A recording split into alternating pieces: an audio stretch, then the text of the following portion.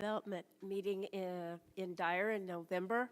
They were discussing the safety for students and I believe our young people as well as the citizens in completing the sidewalk that will go all the way from Calumet clear down to Great Lakes. So that was really a good feature because we have had students in the past that have been injured there on Route 30. So that was great. Our wellness team had an opportunity to meet. Thank you to Mrs. Sarah Castaneda for everything in leading that. The whole entire group has worked very hard to make sure that we will begin a 5K training and the staff will participate in that coming up over Christmas break, and there will be a fun luncheon for the winning school team at the end of their adventures. So thank you for keeping wellness within our corporation. Thank you. Dr. Malco? I'm sorry. Yes, the Lake Central Education Foundation, I mean, what a group of volunteers. They're everywhere. They're doing multiple activities.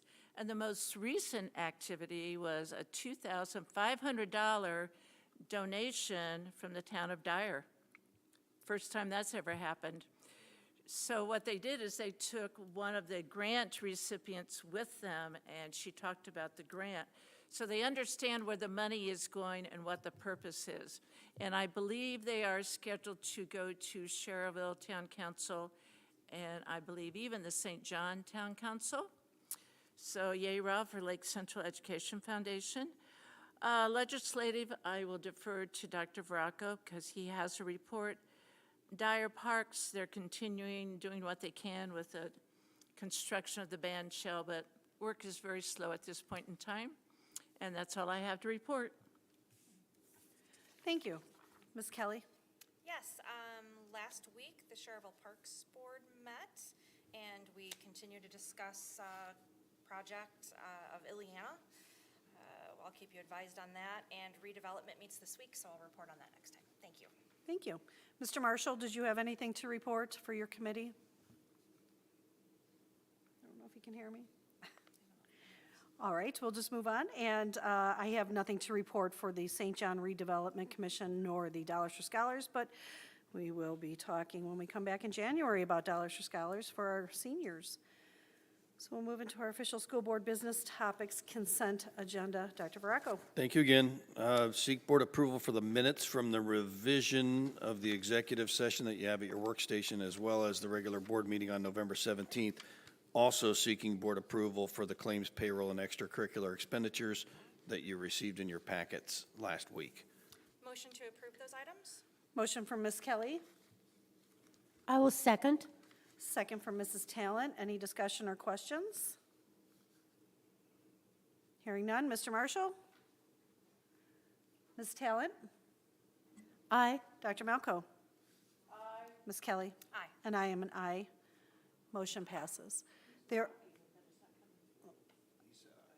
We have no public comments regarding action items, so we'll move into our official school board business topics regular agenda. Dr. Veracco. Okay, and for our first item, I think Mr. Smolinski is coming down to begin this introduction, or are we going straight to our publication? Okay, so Mrs. Collard and Ms. Wadicki, and this is a recognition of some publication students from the high school. So let's convene down front.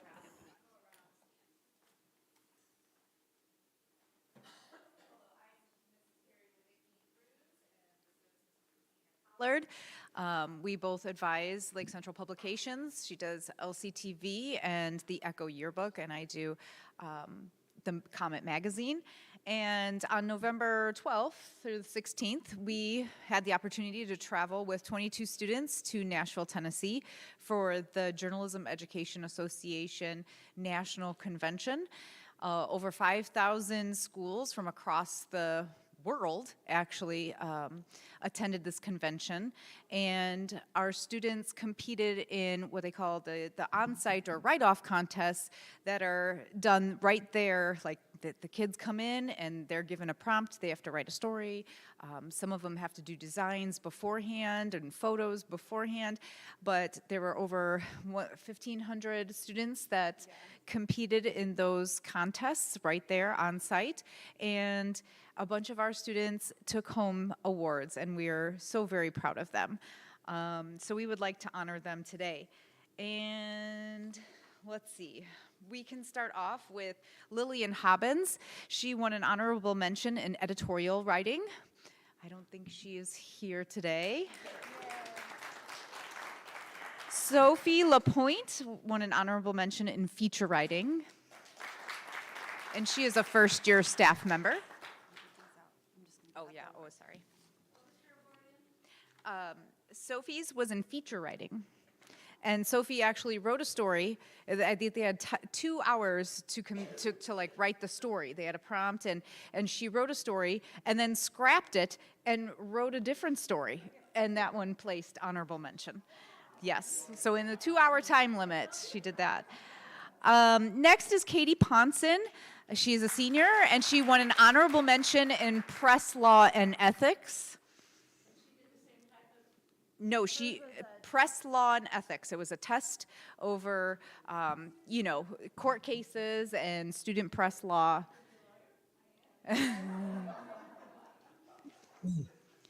Next up is Elena Gramala. She's also a senior. And she won an honorable mention in graphic design advertising.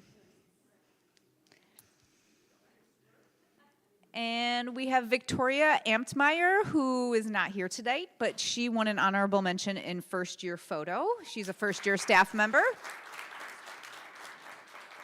And Madeline Bush, who's a junior, and she won an excellent in yearbook copy caption sports.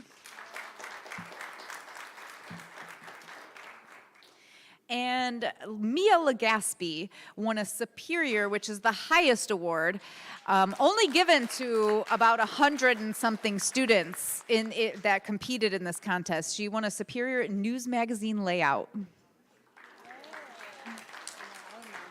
You want to do the yearbook? And another big shout out to the yearbook staff. They actually, last year's yearbook, the 24-25 yearbook, was awarded Best in Show, which they were 10th place nationally in our category. So that's a huge accomplishment for the staff. So we have other staff members that worked on the yearbook last year. So come on up.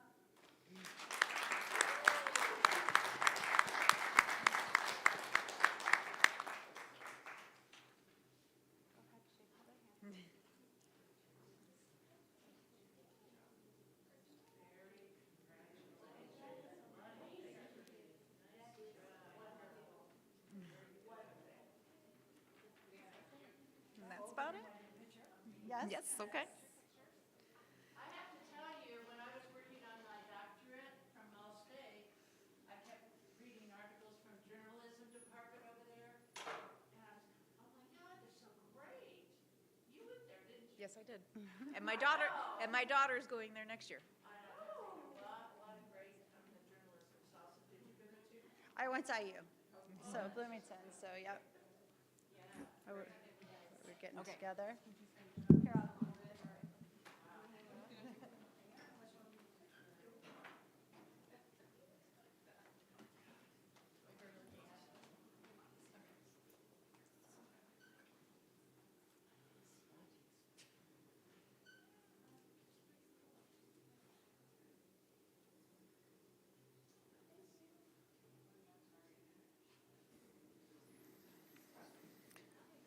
Thank you, and thank you for the opportunity for allowing us to go on these trips every year. Next year we go to Orlando. We had a fabulous time line dancing and eating barbecue and sightseeing and learning and all of that great stuff. So thank you very much. Can we ask the parents and friends and sisters and whoever else is here to support these students stand to be recognized at this time. Thank you for motivating your children.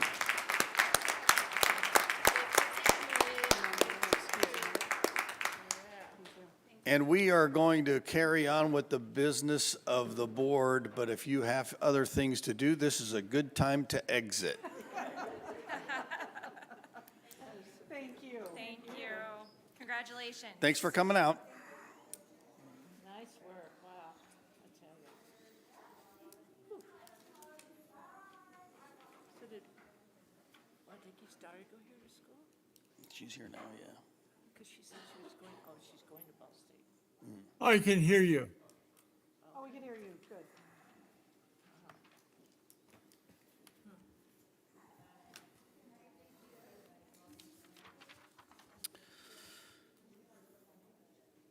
Okay, for my second item this evening, I did sit in on the ISBA, Indiana School Board Association webinar today about taking education advocacy to the next level. This presentation centered on interacting with elected officials at the state level to make sure they know how we feel about proposed legislation regarding the education system in Indiana, in particular, the K to 12 public education system. And the one point that came through loud and clear many times throughout with the presenter and questions and audience participation was, as educators and board members, we do owe it to our students to share with our elected officials our views regarding the legislation. It's gotten more complicated as we have a lot of social and other political challenges to deal with. But the one thing we can't ignore is that the number of laws being enacted in Indiana that impact what we do continues to be in large numbers, both in the budget year and in the short session, which we're going into right now. It was an important piece that they shared that the ISBA lobbies, but other voices need to be heard. In particular, this is why they wanted to motivate both local administrators and school board members, that the belief is legislators will listen more closely to the people who are from the area they represent, meaning their constituents and their voters. And so while we have to remember that ISBA does take a stance, and they made a point of sharing that when they take a side on an issue, it is because of the committee. I think Cindy served on it last year, a 20-member committee, 2 people from each district down at the Indianapolis to do that. It doesn't mean that they're always going to be on the same side as us, but they do try to do a democratic process for deciding on which side of the issue to take. They do consistently talk over their side, their viewpoints on legislation with the other organizations, our superintendent's group, Rob's ASBO group, the Principals Association, and others, as they try to formulate what their priorities will be. I think it's important that we remember ISBA does provide us information during each session. We get the 3 Things to Know videos every Friday. That's generally a 3 to 4 minute video of the biggest things that happened that week. There's call to action alerts where a piece of legislation that may be controversial or impactful, they will include talking points. If in the event you side with what ISBA is saying, you have something to work off. Of course, every time we speak with our legislators, we need to make sure that they understand the local impact. So how does it in particular affect the children we serve? Some of the legislation they pass impacts people across the state rather in similar ways. Sometimes it impacts us differently than it does somebody in Indianapolis or in southern Indiana. But the bottom line is administrative and school board member voices are very important. Sorry about the typo, February 17th is our annual State House Day. If a carload of us wanted to go down to participate in that. And then, I think it's important to know that they did convene a little bit early. They're working mainly on establishing what they're going to talk about in early January, but they're also trying to pass that redistricting piece regarding the federal elections.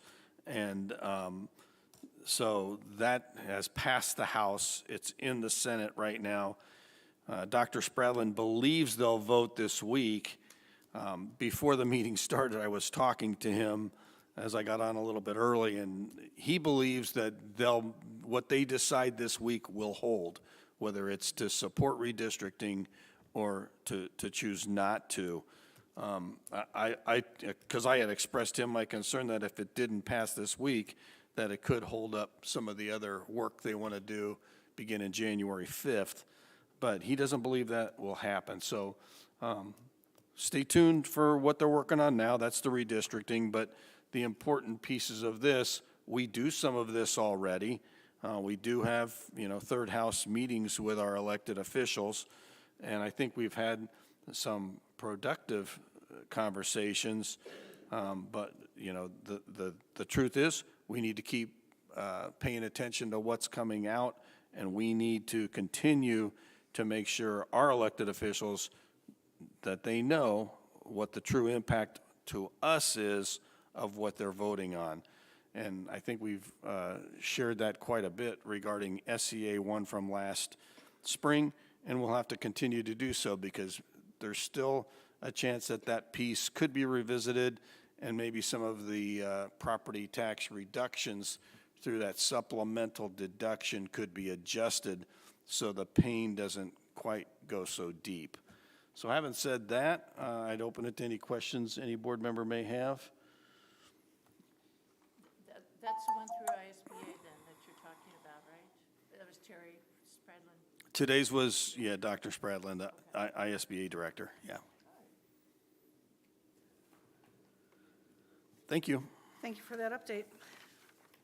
And we'll move to our Assistant Superintendent, Mrs. Castaneda. Thank you. For my first item, I am seeking the board's approval for the personnel recommendations, the revised copy that you received this evening. So moved. We have a motion from Mrs. Talent. I will second that. Any discussion or questions? Hearing none. Mr. Marshall? Aye. Mrs. Talent? Aye. Dr. Malko? Aye. Ms. Kelly? Aye. And I am an aye. Motion passes. Thank you. For my second item, I am seeking the board's approval for the professional leave requests.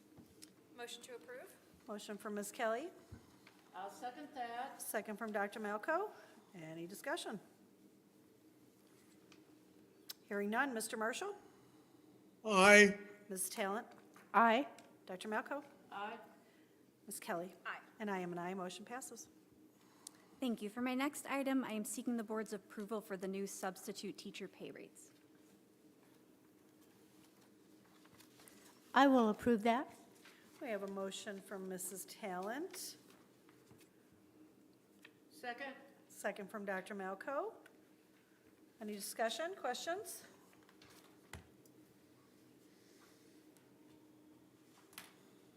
Okay. No, I don't, I was on the wrong narrative, I'm sorry. We're talking about the pay for the substitute teachers? Yes. Oh, no, I think it's great. I think it's great, and I would second that. Okay. Mr. Marshall? Aye. Ms. Talent? Aye. Dr. Malko? Aye. Ms. Kelly? Aye. And I am an aye. Motion passes. And then for my last item, I just wanted to update the board about the new TAG grant for the 25-26 school year. I did give you a piece of paper with some information on it. So if you'll recall, at board meetings, usually around this time of year, you used to bless the teacher appreciation grant for all certified staff members who had been rated as effective or highly effective. But that is no longer the case starting this school year. The state has changed the rules for the grant, and instead, teachers have to qualify for it. It's a competitive grant based on criteria that has been set by the state. The other caveat that's new is we can only identify or nominate up to 20% of our certified teaching staff. So in terms of the criteria for the grant, anyone who is going to be selected for this has to have instructed students last school year during the 24-25 school year, has to maintain their employment here at Lake Central this school year, and then has to have significantly impacted student outcomes using national, state, or local assessment measures. And then the Department of Education also, because they're focused on teachers who provide direct instruction for students, have said that certain certified positions are not eligible. Those include our counselors, our social workers, our instructional coaches, unless they worked with a specific group of students throughout the year, our SLPs, our school psychs, our administrators, and our case conference chair. So this definitely is quite different than how we had the Teacher Appreciation Grant in the past. For the criteria, in order to qualify for any of it, they must meet the requirements for Tier 1, and that is the tier in which educators have to show a significant impact on student outcomes. So that's the one that's focused predominantly on data from assessments. For Tier 2, they can meet that in one of two ways. They can either show that they teach in a high-needs area, and the state has identified those as special education, ELL education, and the areas within STEM, which is science, technology, engineering, and math. The other way they can meet Tier 2 is if they served as a formal mentor last year for a new teacher or for a teacher who might have been struggling. If they can do all three of those things, that's when they're eligible for Tier 3. The stipend amounts are much higher than we've seen in the past. For teachers who are at Tier 1, the stipend is $3,500. For Tier 2, it's $5,000, and for Tier 3, it's $7,500. So this has been very divisive Oh, I can only imagine. because it's forcing our teachers to compete for this money instead of honoring the fact that all of our teachers contribute to the success of our students. So we're working through it this year. Unfortunately, because it was part of the budget bill, there really isn't a chance to fix this in this upcoming legislative session, but this is a priority for our administrative groups as well as our teacher groups to talk to the legislature about how problematic this is. I think in the end, they thought that they were doing a good thing by giving more money for teachers, which is something that we've asked them for repeatedly, but in this setup, it's actually creating more problems than it's worth. So that's something that we'll continue to weigh on our legislators about. And then I included a short time frame to show you when all of these decisions and whatnot need to be made and when the state will pay that out to the school. So again, the timeline is much later than what you've been used to with the Teacher Appreciation Grant. So we'll be bringing that back to you later on in the spring. Any questions? Sarah, the 20% roughly, real roughly, what would that figure look like? So I'm currently in the process of pushing back on the DOE number that they gave us. Initially, they gave us 49, and our staff is much bigger than that. So I had to provide them with data showing that. And so we're hoping that the number lands somewhere between 90 and 100. That would be more reflective of 20% of our staff.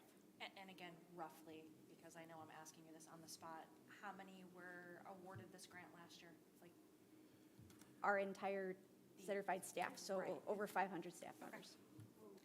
thank you. You're welcome. So did you make up or design the Lake Central tag application form, or is that a state-driven form? We made it up based on the criteria set by the state. None of this is Lake Central criteria. This is Oh, I all know. driven by the state. But we did put it in an application format so that our teachers would be able to follow along with the different criteria from the state. And I did have Google Meets with all of the staff after we pushed the application out. There was a middle school, an elementary, and a high school one, just to make sure that we could answer any questions that they may have, since this is so new and different from the past. And I'm sure they understand this is not something that Lake Central is really wanting to do, but you have no choice. No. There was the opportunity to opt out earlier in the year. However, at that point, we weren't sure which direction our referendum was heading, and we Yeah. definitely didn't want to leave money on the table. We have heard through, I think it was the superintendent's organization, that only 20 school districts in the state did not opt in. So the 20 did majority not. did not. So the Okay. majority of them did opt in, but all of the districts are experiencing a lot of divisiveness Yeah. and negativity because of it, because it's pitting teacher against teacher, Yeah. especially with the 20% limit on the staff that you can nominate. So this is K through 12, correct? Yes. And what about our special needs students? They are in here as well. Their teachers fall into that category? Yes, they're actually one of the high-needs areas. Oh, okay. For Wow. special education, they can actually use data from their IEP goals as well, in addition to the assessment data. Okay, thank you. You're Our welcome. CTE teachers are also included? Yes, yeah. The only people who aren't included are the groups that I said were excluded, like our counselors, and those people who don't provide direct instruction to students, those are the ones that the state has said may not apply. Thank you for the clarification. You're welcome. Did you ask about PE? No. Would you? Dr. Malco's question was if I asked about PE and whether or not a certain group was included in being eligible for the TAG grant. I asked whether CTE. Oh, CTE. Yes, And they are included? absolutely. So Okay. to be clear, the state list of assessments right now is very limited to the state ones like iLearn, iAM, iRead. They can use iReady data at the elementary level. So until we have time to look at our local assessments and figure out how we can use that data and find common assessments so the other departments can apply, I'll be honest, at this time, CTE and PE have a very minimal to no chance at getting this grant. This grant will be heavily ELA and math because of the state Okay. assessments. Yeah. They didn't give us guidance on this till October 31st. And with the due date at the end of January, that does not give us enough time to fairly No, evaluate the no. assessments in the district. And that's always a tough one about like art, music, PE, you know, where it's an actually different type of assessment that you do. So, okay, well, good luck with it. It sounds really laborious to actually bring the committee together and, thank you, though. Also, thank you that you are working with our staff to try to let them understand this whole process, and it is divisive, so thank you. You're welcome. Thank you. And our Director of Primary Education, Dr. Bracy. Good evening. I only have one item for tonight, and that is to seek your approval for the professional leave request in your packets. Motion to approve? Motion from Ms. Kelly. I will second that. Any discussion? Outside of if they need anybody to go with them in July, we'll go. Any discussion? All right, Mr. Marshall. Aye. Ms. Talent. Aye. Dr. Malco. Aye. Ms. Kelly. Aye. And I am an aye. Motion passes. Thank you. Thank you. Our Director of Secondary Education, Mrs. Schoeneman. Thank you. For my first item, I'm seeking the board's approval for the professional leave requests. The bulk of them, there are quite a few here in your board packet.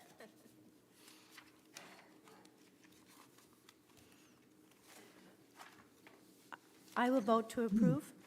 We have a motion from Mrs. Talent, I'll second. second from Ms. Kelly. Discussion? Hearing none. Mr. Marshall? Aye. Ms. Talent? Aye. Dr. Malco? Aye. Ms. Kelly? Aye. And I am an aye. Motion passes. Thank you. And for my second item, I am seeking the board's approval for the field trip requests also included in your board packet. We have a motion from Dr. Malco. I will second that. Discussion? Mr. Marshall? Aye. Ms. Talent? Aye. Dr. Malco? Aye. Ms. Kelly? Aye. And I am an aye. Motion passes. Thank you. And for my third item, I just have a brief update on the middle school iLearn Checkpoint 1 data. And I have a document that I'm going to pass down. I actually also have one slide that just has this on it. I don't know that you need to move for it because you've got it here, but I can project it as well. Or actually, Jeremy can project it as well. Oops. I'm gonna move down there. Sorry, I'm in the way.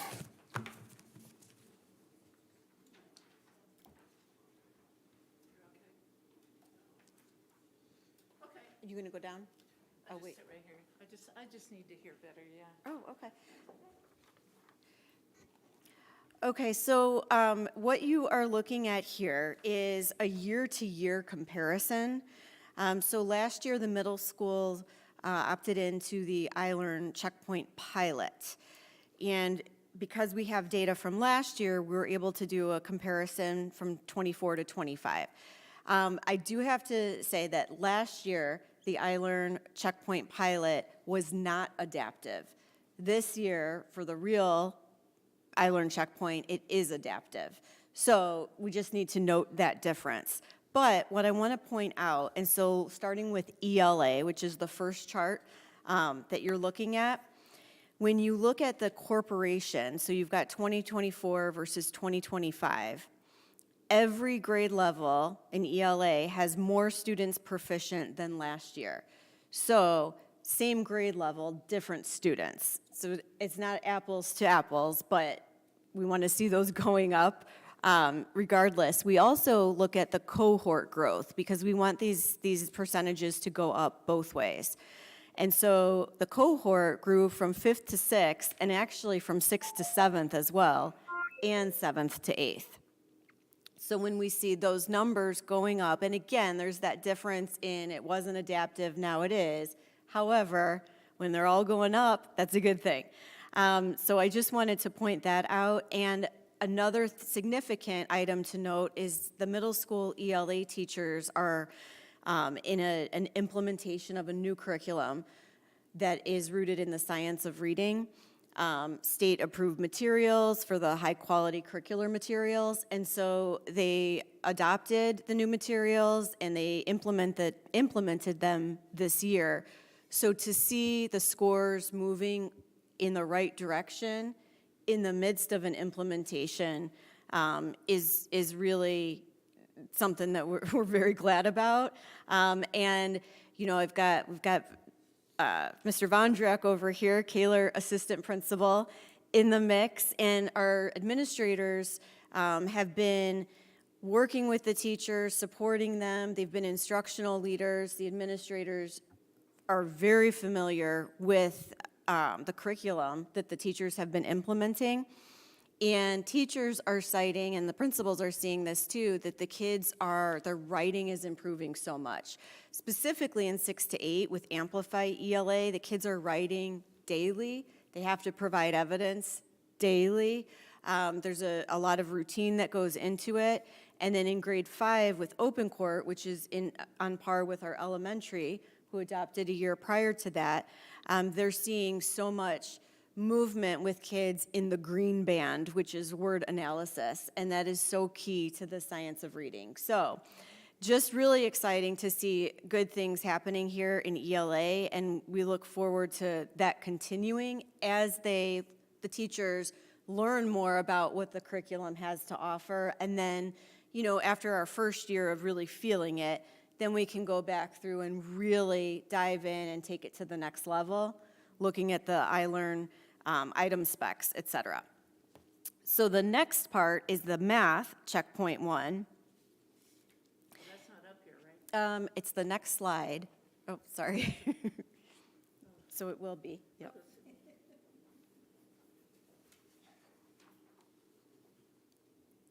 Thank you.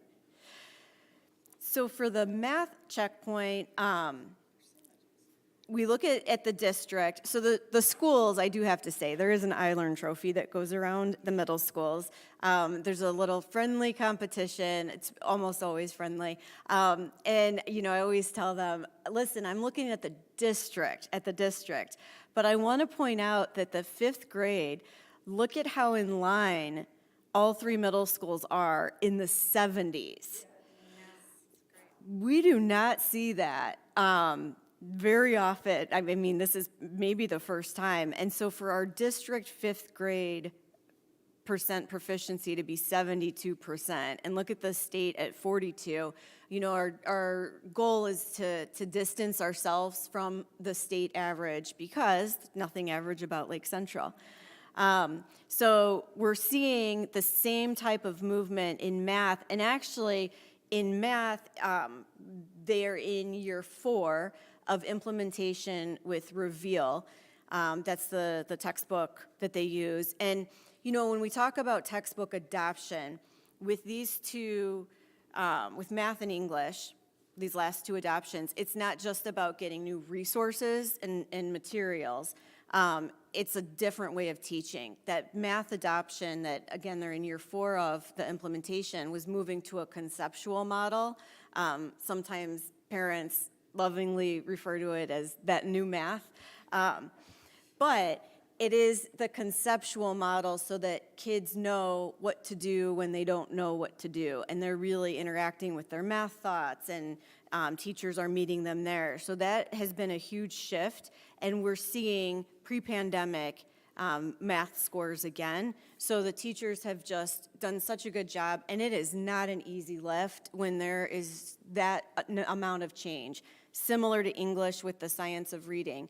There are things that are just very different than what they're used to. And so definitely have to say how proud I am and how proud we all are of the teachers for really diving into this. And the only way to learn it is to walk through it and teach it. And, you know, obviously proud of the students as well, and we'll just continue to move forward there. So in math, every grade level has more students proficient than last year, so the same grade level, different students. We see the cohort grow from 6th to 7th, which usually there's a drop there, and then also from 7th to 8th, and that's 72% in 5th grade. I mean, I think we need to get them shirts that say 72. KMS will want theirs to say 75, but just fantastic work and looking forward to continuing this. So these are the formative assessments, and they give us, the data is much better this year than it was for the pilot.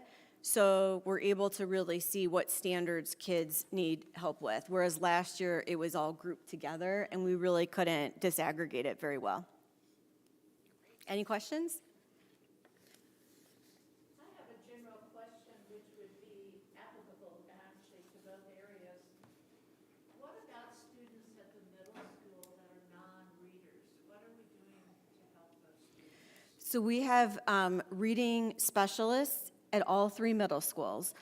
And I'm sorry I'm standing, but I can't hear when I'm down there. It's rude, but I'm sorry. so we have reading specialists, and actually in 5th grade with Open Court, there are, what are those called? The reading tests at the beginning. When they check their Lexile. What is that called that they do? I'm blanking on the name of it, but the teachers screen. They screen the students, and so this year what was different is usually the reading specialist will screen, that's the word I'm looking for, will screen, but it's embedded in Open Court, so a lot of the 5th grade teachers were able to screen their own kids, which was fantastic because they dove into that. So first of all, they're getting screened, and then through there's a whole data dig that the reading specialists do, working with the teachers, et cetera, to identify which students need to be seen. And then the reading specialists work with those students about 2 times a week, 30 minutes each. And they've got all new materials as well, moving into the science of reading.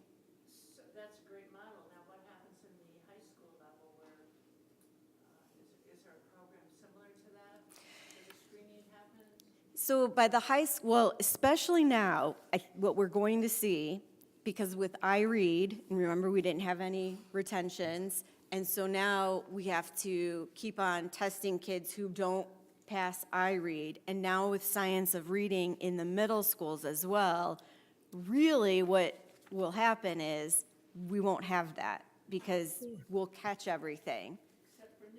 Except for new students, yes. And then in that case, the high school English department is actually just getting ready to look at new materials to adopt. They don't have to use the science of reading, so theirs is more, they still have the textbook and then they have novel-based. But there's still assistance at the high school. It's just not as heavy as at the middle and then especially the elementary.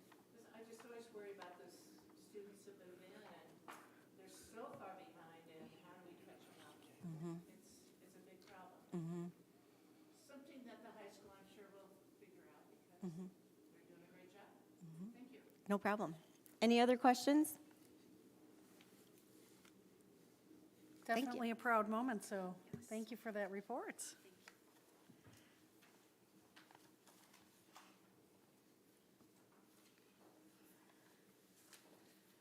Mrs.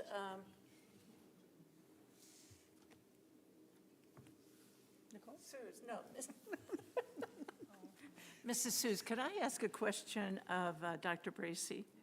Dr. Bracy, the group that's going out west next summer, is that, I saw Kim was on there, is it all the same teachers going? It is the same Oh. teachers that presented to you earlier in the school year. That's the same group. Oh, they're going to come back and be Right. really excited now, huh? They need someone to go. I'm trying to figure out a way to go, but Yeah, thank you. you're welcome. Our Director of Student Services, Mrs. Grimala.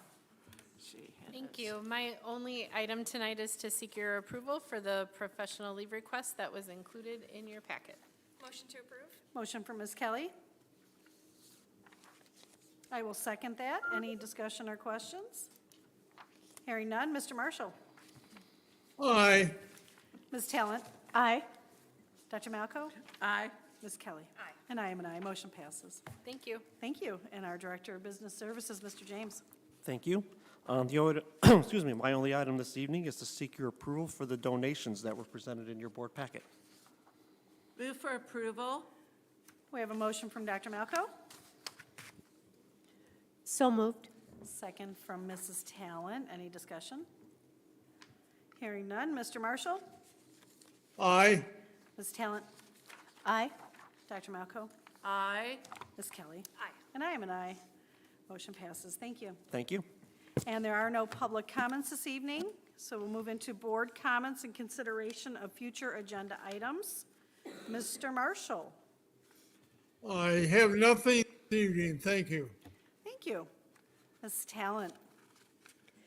I would just like to say thank you for the work that the administrative staff does whenever we have questions to help prepare for these meetings, because I know that maybe the audience out there may feel like, oh, wow, well, they just go through and it's always just approved or not, pretty much approved. Well, it is because there's a lot of work that's done to make sure we understand what we're approving. So thank you all for helping us to understand that.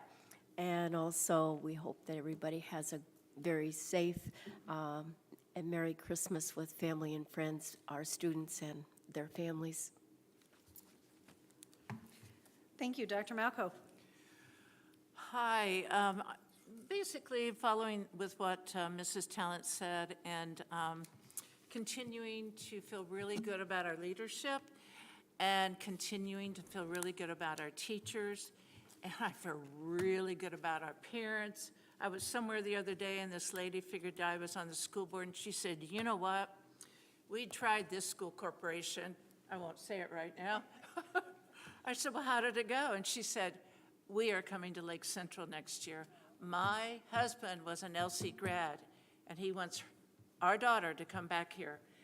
And I tell you, it makes a difference. And I think what we bring, and I learned this, because if you remember, I was in Crown Point for almost 10 years, and then I came here. Distinct difference between, how do I say it?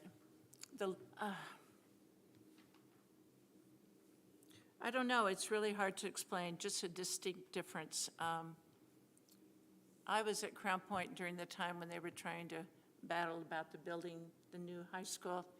So it was a very contentious situation, but the one thing that I sense in this organization is that you do feel as you're a family and you work as a team. Just like that young man from IU said when they interviewed him. Did you watch the IU game? I did. He was awesome. That's it, I'm just rambling, I'm sorry, bye. Did you watch the game? Thank you. Ms. Kelly. I just want to wish our staff, students, and their families a very happy holiday season. And all I have is Saturday, the chamber, St. John Dyer Chamber had their Santa breakfast, and all of our volunteers were from In-Teens and the National Honor Society kids, so they helped us have a successful event, so thank you. Happy holidays, and we'll turn it over to Dr. Veraco for board calendar or future activities. Yes, so we only have one meeting this month, so our next gathering is on Monday, January the 5th. And just to remind the board that we'll have a work session that day to work through some board policy updates. And that'll probably start at either 5:30 or 6, depending on the amount of work we have to do. Thank you. Thank you. Do we have a motion for adjournment? Motion to adjourn. Do we have a second? Second.